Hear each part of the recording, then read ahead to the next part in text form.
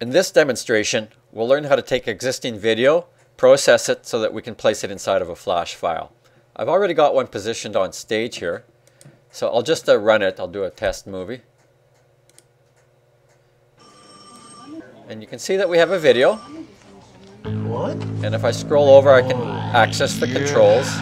So I'll pause it here. And you also might have noticed that it began playing automatically, which is known as autoplay. So we'll learn how to bring in a video, how to process it, and how to set this thing called the skin, which is your control bar. And we do have an array of choices when we bring the video in to select. And I'll also show you how to set some of the parameters on the video, such as the autoplay. So let's just close this. And I'll actually delete this off the stage right now. And I'll show you how we process the video. Assuming your video has not been already processed for Flash, you would go up to File. And under the Import command, we have Import Video. So I'll just choose that.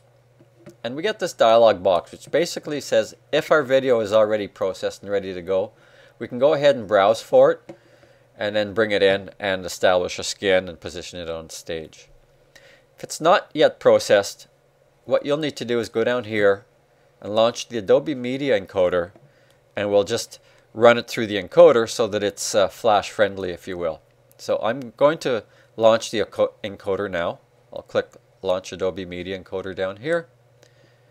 And I already had it open, so it popped up quite fast here.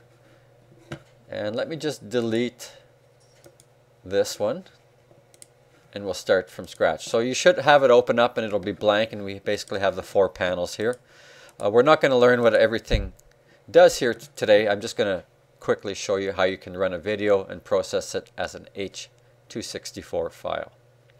If you look up here under Q, we have an add button, add source. So we'll start by finding our video. I do have a few videos in here. The one's called .mov are QuickTime movies, and they have yet to be processed. So let's just choose, maybe we'll try Dentine here, and click Open. And you have basically 3 columns to set. If I click on here, I have the various codecs that I can choose from. And we do want to choose H.264 when using it for Flash, so I'll leave it on that. Then we have the presets over here, and you can see there are a number of them, and I can scroll through, and they're basically preset for the various devices and some various online channels such as Vimeo and YouTube. Now I'm just going to choose Match Source, high bit rate. You might have noticed there's one up there called Flash for Dan. You can customize presets and name them and save them, which I had done. We're going to choose Match Source, high bit rate, and then this third column is designating where the file gets saved. So if you click on that link, you establish where it goes and what it's called. So I'll call this Dentine 160, and we'll call it Flash. There we go, underscore Flash. Now these are very small videos. They're 160 by 120 pixels, I believe. Then under Format, we'll just leave that at Video Files MP4. Click Save. So all our settings are good. We've got our codec. We're matching our source. In other words, we're matching the bit rates, the frame size, and so on. You can see there that our audio is set at 320 kilobits per second at 48 kilohertz stereo, which is very good quality. And we are saving it in this designated location. Once we're ready to go, we simply hit the green arrow. So I'll click that now. And as long as it takes, it will process, and you see a progress bar, and you will hear the chime when it's completed. So that's done. So let's go back over to Flash. I'll just toggle over here. And I'll just close this window. And at this point, I can click Browse and find that file that I just created. So let's try that now. We'll browse for it. I'm already in the designated folder, and it was called Dentine 160 underscore Flash. I click Open, and it brings me to this choice here. I click Next. Actually, before I do that, let me talk about these 2 choices. One here is called Load External Video with Playback Component. 90% of the time that's what you're going to want to use, and that's what we're going to do. You can embed it directly inside, but you'll have to use an older encoder, in fact, to embed it as an FLV, as the new encoder does no longer support the FLV format. So we're going to use the better practice one, Load External Video, and we'll click Next. Now at this part, we get to choose from a long list of skins. And they're basically in different styles and different combinations of controls. So skin overall is the one I had, and you can see here it represented, it sits over top of the video. If I wanted it under, I could go skin under all, and now it would appear below the video. So we'll choose that one, and we'll click Next. And we just get a summary of what we've set up here.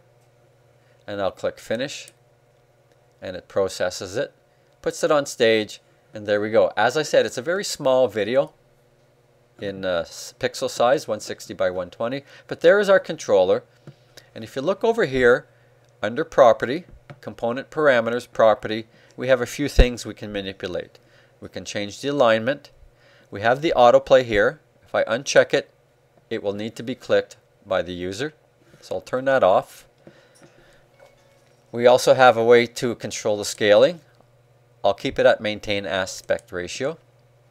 And we can go back in and choose a different skin if we change our mind. So I'll click cancel there. And we can change the skin background color and the volume. I believe 1 is full and 0 is mute. So I'll default it at 1.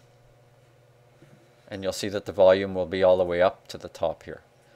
So let me just save this file. File, save as.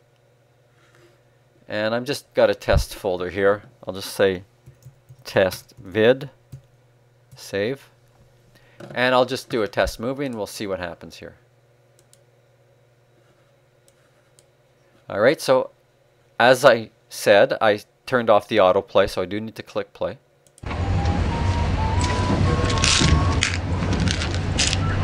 And I can change the location of the playhead. I can mute it. Of course, I can change the volume. And if this was actually in a browser, I could fill the screen. So let me turn that off and we'll close this. And if I wanted to resize this, I can just go to my free transform tool and just simply resize it. I don't even need to hold down a modifier key because it's on maintain aspect ratio. Now it's quite pixelated there, but it has been enlarged. And if I want to test movie, I can do a test. There we go. So I can turn on the autoplay, and it will start on its own this time. And of course I can turn it off and on and skip forward and so on. So that's the very basics on how you can take a AVI or a QuickTime movie and process it so that it can be applied inside of a Flash movie. And I'd like you to create this today.